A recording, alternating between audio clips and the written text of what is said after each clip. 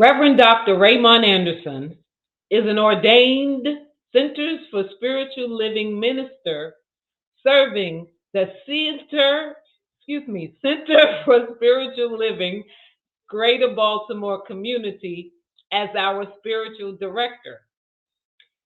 He has frequently been referred to as a Renaissance man and visionary New Thought leader. As a lifelong learner with a passion for self development, personal transformation, transmutation, and transfiguration, he lives his bliss as a teacher, minister, author, visual artist, ASL performing artist, mentor, father, grandfather, and more by giving people applicable tools and practices that enable them to live a more fulfilled life, recognizing, realizing, and materializing their full divine potential. His mission is to live, move, and be an active member of society who serves to educate, elucidate, and emancipate people and communities to awaken and empower themselves. Active means authentic, compassionate, transparent, inspired, vibrant, and empowered. I give you Reverend Dr. Ray. Namaste and greetings, everyone. And good morning. Happy Sunday. So, continuing our theme for March, living everyday wonder, play. Today we are talking about a spoonful of humor is, a spoonful of humor is the medicine. Healing ourselves, mind, body, and heart. It's one of the biggest reasons that we come to this thing called metaphysics, why we study it. Like all things we think are important, we tend to take this thing called spirituality, metaphysics, ever so seriously. Why so serious? We watch our self-talk, we observe our thoughts, and seek to actively shift our beliefs. And we make the work so hard. What if we are, however, missing the key element to this healing process of humor and joy? What if we're missing that key, bringing this sense of lightness into our lives? What if that is the thing that helps to facilitate healing with ease and grace to a whole new level? And the newest science actually backs this up. It actually supports this hypothesis that joy and humor enhances and facilitates and nurtures healing. So today we're going to explore a little bit more of this idea of humor, laughter, play, fun in the process of revealing wholeness. And we breathe. So, many of you may know this woman. Yes, Mary Poppins. And there's a song that Mary sings to these two amazing little spoiled children. And she sings, "A spoonful of sugar helps the medicine go down. The medicine go down. The medicine go down. Just a spoonful of sugar helps the..." Did she just say sugar? I'm trying to figure out, did she say medicine? What's she talking about? Yeah, so a spoonful of sugar. Okay, well, what sugar? What? Wait a minute. She said medicine. Medicine what? I'm trying to figure out what she's talking about. What is the sugar and what is the medicine? So if we're going to talk about this idea, okay, pause. What is medicine for?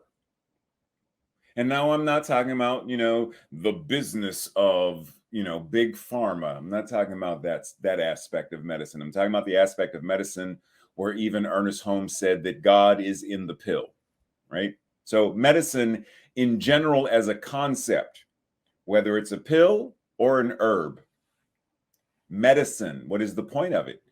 It's to assist the body temple in restoring homeostasis and balance. Ultimately, that's the point. Because the medicine in and of itself doesn't heal. The body heals. The medicine helps the body to recalibrate so that the body can do that exact thing. Okay? So if we're going to prescribe a particular medicine, then we have to know what we are, in essence, seeking to heal. For example, do I take, do I take a sleeping pill if I have a headache? Well, more than likely not. You take something specifically for a headache, and you take sleeping aid to help you sleep, and you take something for an allergy because it's, that time of year where maybe you experience hay fever, right? So there are specific things, pain, aches, tooth pain, etc. The medication is for a specific quote unquote ailment. So if we're talking about bringing humor into the mix, then we also want to know, well, what does humor have to do with the healing process? Well, Voltaire said, the art, and I love the fact that he starts off with that, the art of medicine consists of amusing the patient while nature cures the disease. Wait a minute, say what now? The art of medicine consists of amusing the patient? Yeah, because I'm thinking when I went in for surgery for my foot, if the doctor would have came in, with a clown nose and told a joke. So Ray, knock, knock, did you hear the one about the guy who came in for foot surgery? I think I would have got on the phone and text Tracy and be like, look, we're out. But for the sake of conversation, when Voltaire says amusing the patient, what does that mean? Well, the etymology of amuse means literally cause to muse. I don't think that helps us very much. So what does that even mean? Cause to muse. Well, muse, to reflect, to ponder, to meditate, to be absorbed in thought. Okay. Pause and take that in. And we also have the understanding that a muse is also considered, from like Greek mythology, a person or a personified force or energy that is the source of inspiration. Okay. So once again, when Voltaire says the art of medicine is to amuse, to cause the patient to reflect, to ponder, to meditate, to be absorbed in thought, contemplation, while nature heals, while the body's nature heals the dis-ease. The art of medicine, to amuse, amusement being something where there is play, there is game. It is anything that pleasantly diverts one's attention. So rather than focusing on dis-ease, rather than focusing on disharmony, my attention is now diverted to health, wholeness, well-being.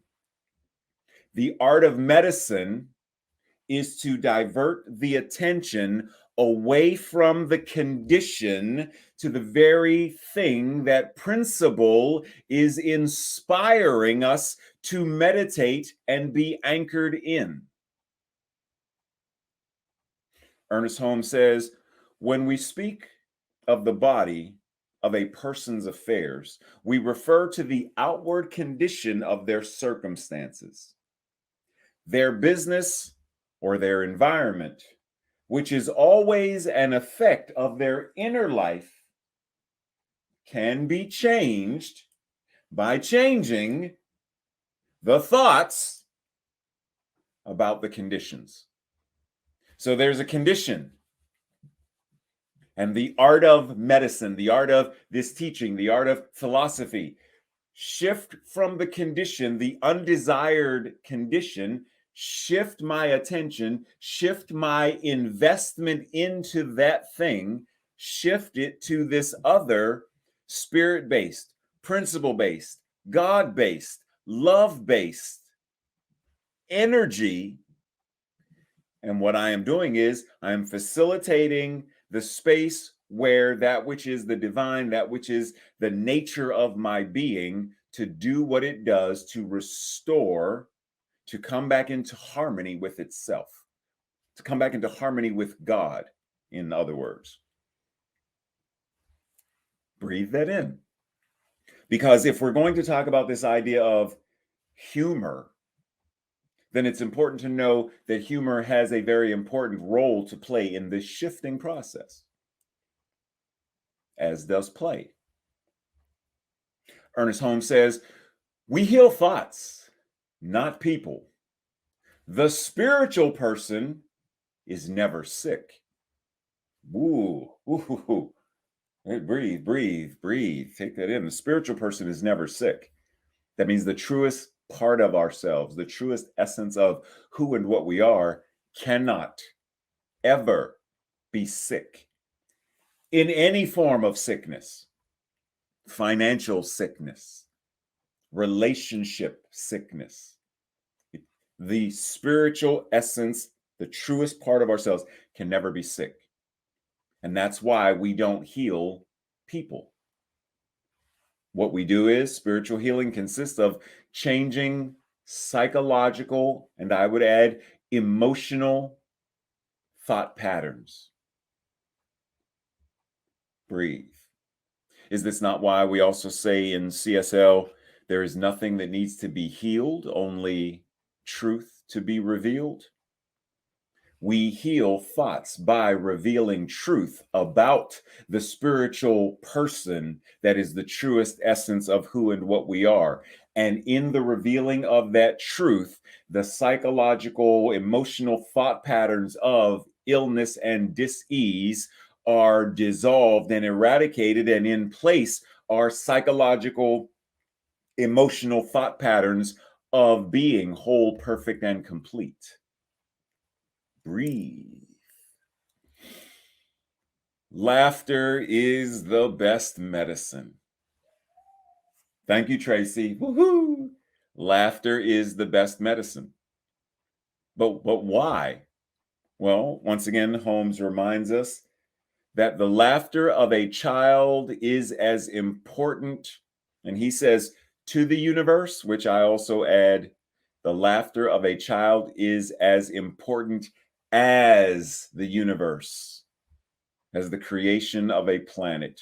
All of it is important in this expansive power and presence that the universe is. But why? Why is the laughter of a child? And keep in mind, Tracy's 57 years old right now, but she's still I hear her laughing right now. Tracy's 55 years old right now, but she's still a child, right? She's still someone's child. So am I. Even though both of my parents have transitioned, I am still a child. So the laughter of a child, you right now, the laughter that you have right now is as important to the universe as the creation of a planet. But once again, why would that be? Because when we laugh, we create. When we laugh, we lighten up. We enlighten. We illuminate. We create. Laughter is a creative process that gives us the expansive consciousness of freedom. And when we are free, and when we recognize that we are free, creation takes place with ease and grace and simplicity. But there are times when we begrudgingly, I refuse to laugh, Miss Mary Poppins. I don't want to clean my room. No. And so what does she do? She pulls out the medicine and the sugar. Okay, so once again, what's the point of the sugar? Yes, Sue Monahan, there is yet another acronym. The sugar is our ability to be silly, to be unapologetic, to be grateful, to be amused, and to be resilient. To be silly means to be playful. To be playful. Play and have fun. Play is not meant to be, I must swing on the playground, for this is quantum physics. It is serious matter. Just play. Swing your legs and play. Put the funny wig on and play. Laugh because it's funny, Tracy. Just because, for no other reason, because you can. I hear you too. Unapologetic. Don't make excuses for why you're silly and why you're laughing. You don't have to explain yourself. Be grateful for all the many blessings that you have in your life, even the things that you don't recognize are blessings. Be grateful. Be grateful that it's snowing. Be grateful that, while you're driving in the snow and you can't see the snow on the signs, and Jasmine says, I hope people know where they're going because they ain't going to be able to see if they don't know. Oh, yes. Yeah, D, I pulled that in. Be amused. Be amused by the fact that you have friends that you can laugh with. Be amused just because there is joy in life. And be resilient, recognizing that, yes, as Maya Angelou said, yes, I may fall, but still I rise. And Les Brown said, if you're going to fall on your back, because if you can look up, you can get up. Resilience. Yes, there are going to be times when you have foot surgery and you have crutches. Yes, but be resilient and know that this too shall pass. Resilience. That's what the purpose of the sugar is, to remind us of this divine power and possibility. So there is a sacred, holy awareness. Holy awareness. Holy awareness, holy awareness, holy awareness, holy awareness, I hear you, Tracy, and recognize that laughter, there are benefits.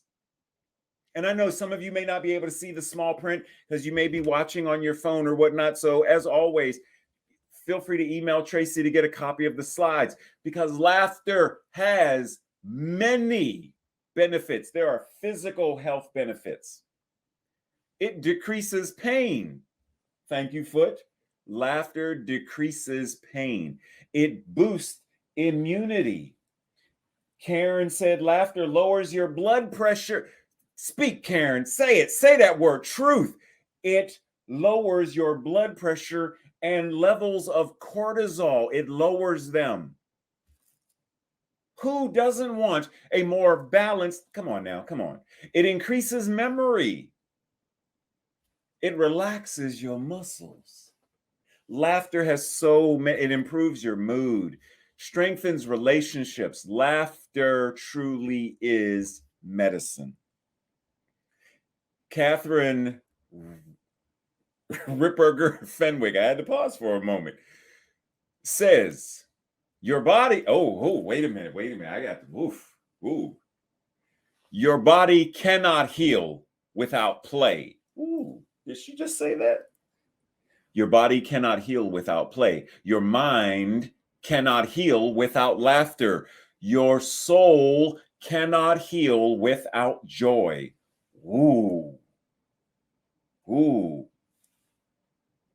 Play, laughter, and joy are integral spiritual imperatives that are necessary parts to the truest definition of what it is when we are healing ourselves, when we are stepping into that space of truth so that healing occurs.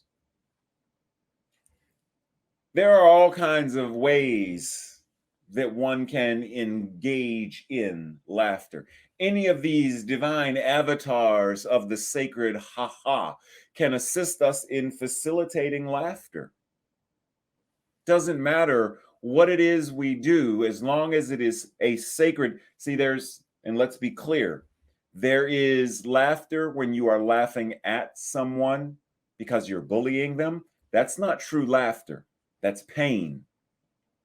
I'm laughing at them because they are whatever it is. They fell. Ha ha ha. I think it's funny. You're not laughing because it's funny, truly funny. You're laughing because there is a part of you that is hurting, and your pain because you don't know how to actually heal that. That pain is coming out as laughter. It's coming out because you want to be able to be a healing presence, the ha-ha, healing awareness, but you're not in a space where you're able to do that. So true laughter heals. True laughter supports. True laughter nurtures. True laughter envelops and loves. Norman Cousins says, an adequate share of humor and laughter represents an essential part of the diet of a healthy person. You know, we talk a lot about diet, and we usually refer to what we're eating and what we're consuming. And he's saying an adequate share of humor and laughter is an essential part of a healthy person's diet. Breathe that in for a second and ask yourself, is that part of my diet? Do I have an adequate share of humor and laughter in my life? He goes on to say, of all the gifts bestowed by nature on human beings, hearty laughter must be close to the top. Now, why would he say this? Because Norman Cousins used laughter to heal. Patch Adams uses laughter to heal. Many people use laughter to heal. Of course, laughter. Of course, joy. Of course, play must be close to the top of that hierarchy of great divine and spiritual gifts that we humans possess. So being able to engage in laughter, to laugh with a friend. Thank you, Tracy, for laughing. To laugh with family. To simply be able to, I love this interaction with Bishop Desmond Tutu and the Dalai Lama. It brings joy to my heart just to see this. But do we allow ourselves to step into that space? Ernest Holmes goes on to say, there is a laughter of God. Let's laugh it. There is a song of the universe. Let's sing it. There is a hymn of praise. Let's praise it. There is a joy, a beauty. There is a deep, abiding peace. Let's experience it. Giving ourselves the space to do this will be amazing in the way that Viktor Frankl says, I would never have made it. Now keep in mind what he's referring to. I would have never made it through Hitler's Germany, through the Holocaust. I would never have made it if I could not have laughed. What? Say what now? If I could not have found the joy of laughter in the midst of this heinous atrocity, I could not have made it. Laughter, it lifted me momentarily out of this horrible situation, just enough to make it livable. And what we know of the story of Viktor Frankl is because of this momentary, make it livable. Momentary, make it livable. Momentary, make it livable. That he knew, not only will I survive this, but on the other side, I will help people. I will assist people in healing in their lives. So not only will it be livable, but I will escape this horrible situation and will live a life on the other side where I thrive and assist others in living and thriving.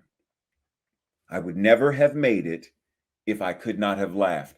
And Tracy will attest to the fact that, when my mom was still alive, there were many times where it was the ability to laugh. What did you just say, Mom? She has gluten. No, you did not. No. And Tracy and I would laugh. We still laugh about that. We still find the ability to be so in the midst of grieving, in the midst of whatever the horrible situation is. So I know from experience, I would never have made it to where I am now if I could not have laughed, because it lifted me momentarily out of whatever the painful situation was, just enough to make it livable, to get me where I am now. And the same is true for each and every one of us. So question is, are you willing to become a professional laugher? Are you willing to elevate your resume to show how many years of professional laughing you have? Your background. Do you have an LOL in laughterology? Do you have a doctor of divine laughter as part of your educational background on your CV? And if not, then you can choose today, right here and right now, to elevate to that degree and be a professional laugher. In fact, if you want an internship, I'm offering one. Just so you know. This week's practice. What'd you say, Tracy? this week's practice. Journal about, think about, contemplate about. What makes you laugh? What brings you humor? What makes you, and I don't mean just the hee hee hee, just the giggle. I mean, what makes you jaws hurt? Feels like I just did sit-ups, laughter. And will you commit to doing more of that? As I said before on the previous slide, what would make you more willing to be a professional laugher? What brings you joy? And will you commit to doing that more? And will you commit to being a professional joyer? Bringing more joy into the world. Joy to the world, that's what I do. I bring the joy today. Ha, ha, ha. I bring the joy because I'm joy. I bring the play because I'm play. Because this God as me. Right? Like, are you willing to be that in the world? And then lastly, have a conversation with 3 people about what it means for you to heal through amusement and what prevents you from being amused more often in an unapologetic manner. What can you do to increase the amount of humor, play, joy, love, silliness, sugar? And I mean the good sugar, not, the good sugar. To increase more of it in your life.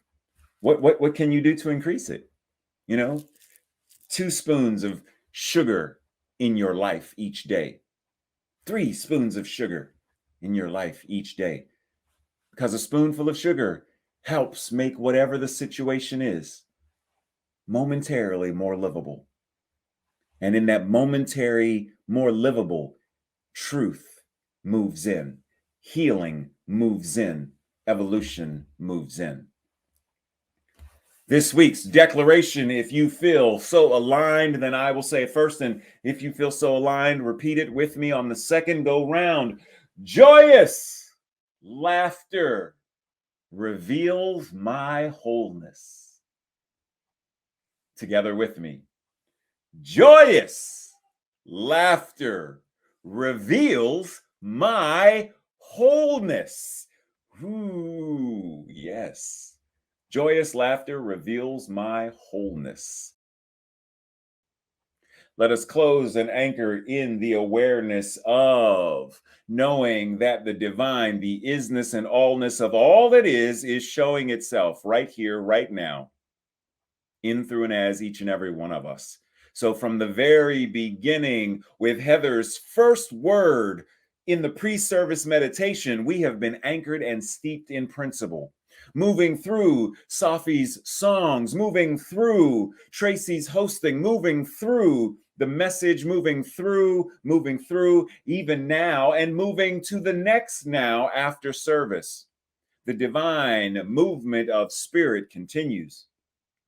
The divine way that we maintain and continue being of service, in service, as service itself, as God acting upon itself, continues to move, continues to shift, continues to heal, nurture, love, and support itself as you.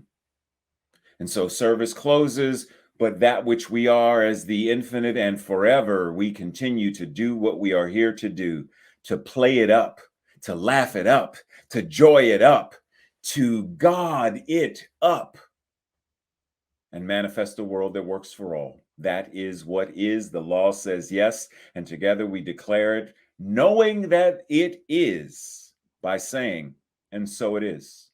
Namaste, blessings, much love. See you in Zoom. Ha ha ha.